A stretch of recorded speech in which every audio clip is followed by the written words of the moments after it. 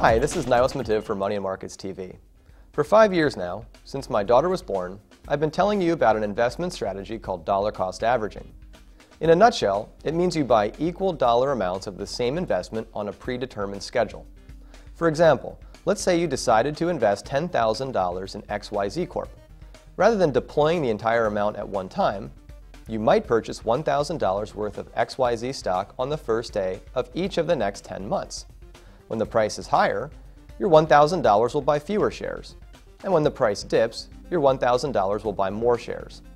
In other words, buying equal dollar amounts over time allows you to reduce your risk to a stock's short-term price movements, encouraging you to buy more when prices are lower and less when prices are higher. This strategy also removes much of the emotion from the investing process.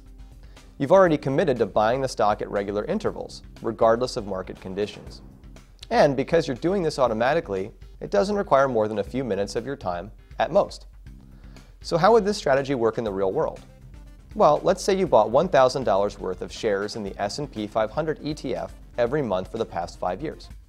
You would have spent $61,000 to buy a total of 546 shares. At the moment, that stake would be worth a little over $70,000, giving you a total profit of more than $9,000. That's a return of nearly 15%, even though the market actually fell almost 15% during the same time period. Now, I do want to point out a few things.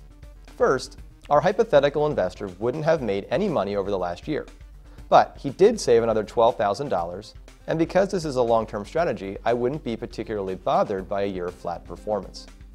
Second, our investor has made about 3% a year. That's nothing to write home about, but it is better than most other conservative investments have been doing, and it's at least in line with inflation over the same 5-year period. Third, I don't think dollar cost averaging is the end-all be-all solution. In fact, you can do even better with careful timing and superior stock selection. But it's a strategy that you can use for any investment, including individual stocks. You're even using the same general concept when you reinvest your dividend payments or when you make regular contributions to funds in a retirement plan such as a 401k.